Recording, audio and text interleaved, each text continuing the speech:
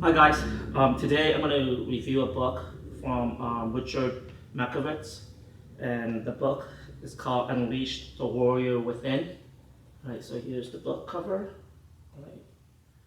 And this author is the host and producer of Discovery Channel Future Weapons, and he's a former Navy SEAL. And this book, the reason why I like to review this book is because it's one of the required reading materials uh, for my students who wants to get a black belt from me. All right, and this book I like it because it helps me with my coaching when I coach my guys to compete or fight. It helps it with my life. Sometime when I find that I'm having a hard time trying to figure out what to do or how to execute my plans, this book basically, I read this book, I go back and read the materials in this book, and I study it again. I realize, okay, I'm planning it wrong. I'm strategizing it wrong. My tactics wrong. All right. So why should you read this book? Okay. I made some notes, and we're going to go through it step by step, chapter by chapter. Okay. So Mark Machowicz, it's the subtitle is Develop the Focus, Discipline, Confidence, and Courage you need to achieve your ultimate goal. Okay, and on the back cover here, life can be like a war, and no one understands this better than Richard Machowicz, host and producer of the Discovery Channel hit show Future Weapons. As a former Navy SEAL, he was trained to master his fear and do whatever it takes to complete the mission at hand. Now in the revised edition, Unleash the Warrior Within, Matt takes the winning attitude and mental skills he mastered in service and shows you more powerfully than ever before how to apply them in everyday life. Using his 7 principles of combat, which include crush the enemy called fear, create an action mindset, and guarantee the win, Matt helps you develop and harness your focus, discipline, and determination, and use them to your best advantages. Whether you're dealing with day-to-day frustration, pursuing a lifelong ambition, or confronting an unexpected crisis. Being a warrior, Matt writes, is not about acting a fight. It's about being so prepared to face challenge and believing so strongly in a cause that you're fighting for that you refuse to quit. With this new edition of Unleash the Warrior Within, you can learn how to think and act like the warrior so that you can conquer your fear and reservation and get the result you want in any situation. Okay, so this book has a total of 198 pages. It's paperback. And I bought this book, I started reading it in July of 2009. And it really affects the way I coach and everything of that. Okay. So a little bit about the author. Okay, Mac is a 10-year veteran of the U.S. Navy SEAL. Okay, Mac has 20 years of martial experience, and he's the founder of Bukido Institute, created a Bukido training system. All right, so okay, so we'll go on and on. Okay, so I'm gonna go over some of the chapters. Okay, like I said, before I read a book, I always look at the chapters and see what's the book about to see if it's worth my time or not. Okay, so chapter 1, the 3 dynamic elements of combat. Chapter 2, crush the enemy called fear. Chapter 3, create an action mindset. Chapter 4, the 4 critical keys to conquering anything. Chapter 5, mastering your weapons. Chapter 6, guarantee the win. And chapter 7, never grow complacent. Okay, so chapter 1, 3 dynamics. Three dynamic elements of combat. Okay, so in chapter 1, 3 dynamic element combat, I find this, how he sets it up, very helpful in pursuing or achieving your goals. And basically he broke it down to, I want to show you guys the diagram first. I forgot to write down the chapter. Oh, here's the chapter. Okay, so I don't know if you guys can see this. Okay. I'll put the link onto my onto the link on the bottom of the comments of the description box. But 3 dynamic elements of combat. Okay, target dictates weapons. and weapon dictates movement. Okay, and so that's a very important thing to understand. Okay, so what target you want to achieve, like what you're trying to shoot for, dictates the weapon you want to use. Okay, and then the weapon dictates the movement. So in other words, I would not hold a knife. I would not move the way I hold a knife. I would move very differently than the way I use my fist. Okay, the way I hold a stick, the way I move holding a stick will be very differently than the way I hold a knife, okay, or a gun. Okay, I'll read a little section from chapter 1, page 27. Navy SEAL undergo exclusive course called Special Operation Target Analysis Study and are taught to access target through no-fail matrix, known by the acronym Carver. Okay, Carver stands for criticality, accessibility, recognizability, vulnerability, effect on overall mission, and the return on effort or recuperability. My goodness, these are freaking hard words. This is a way for us to figure out what target counts the most. Okay, and I love this. He breaks it down. He breaks down the Carver, and he goes into more details. Okay, on page 27. Right, so I'm not going to go into too much detail. I might shoot a whole chapter. I might shoot another video explaining that. Okay. So actually, I'll go over it. Okay. Criticality. How vital is that to the overall mission? If I hit this target, is it going to contribute to achieving the ultimate victory? Accessibility. How easily can I get to this target? How easy is it for me to hit this target? Recognizability. How easy is it for me to find this target? How easy or difficult is it for me to recognize the things I need in order to knock the target down? Vulnerability.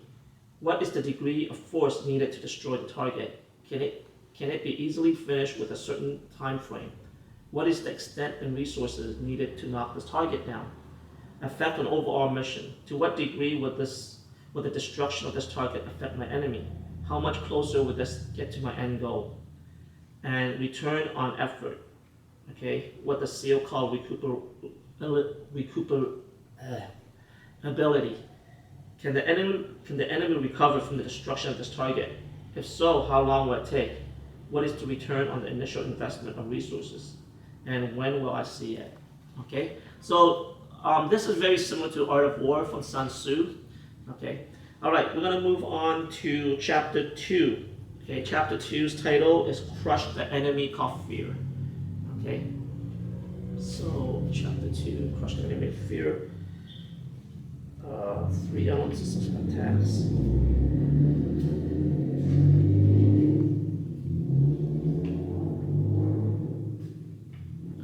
Okay, so some of you guys probably know this definition already. Fear is the perception of the unknown threshold. The more unknown, the greater the fear. The unknown, why, when, what, where, who, and how much have more to do with the fear than the actual task or danger within itself. Okay? The less control we have, the greater our perceived fear is. That is why surprise quickly gives away to fear. Okay. So, I wish this book labeled things a little bit better. Basically, there's a section called the 3 elements of successful attack, and he didn't bold some of the words, but that's on page 47. The 3 elements of successful attacks are surprise, speed, and violence of action. Okay, and so we won't go to details too much about that, but it's almost self-explanatory. Okay, and finally, like, how do you make the 3 elements of successful attack better each time? And the next element is improved outcome formula. And the improved outcome formula is constant improvement in anything. All right, and so you have to look for a constant factor. You have to find ways to improve it, and you need to find something to improve each time. So basically, the concept he's describing is Kaizen. Okay, the Japanese concept business term means continuous improvement. So it's called Kaizen. Okay. All right, we're going to go on to chapter 3, create an action mindset. Okay, so chapter 3.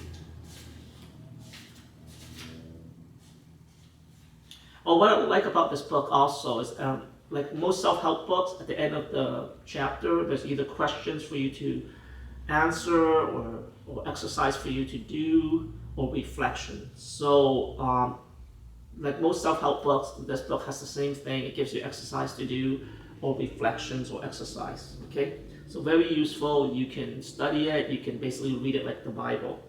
Okay, so chapter 3, create an action mindset.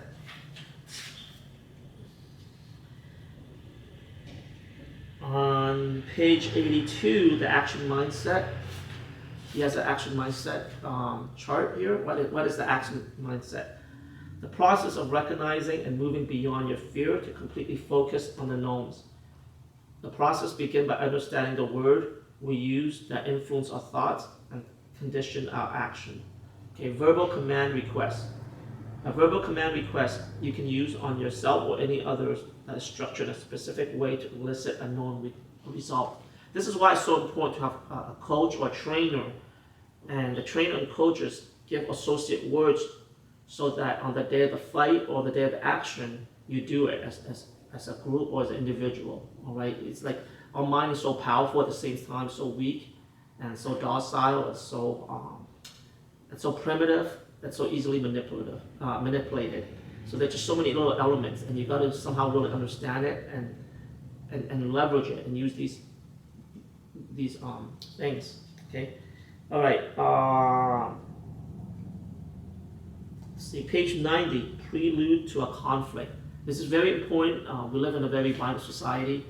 Well, not very violent. Depends on the type of job or the environment you live in, but all the martial art training you do in the world will not help you if you do not understand the pre-assault cue. Okay, so prelude to a conflict. Okay, all the advice that he gives, all the visual cues or understanding, the suggestions to look for are very common in a lot of self-defense books.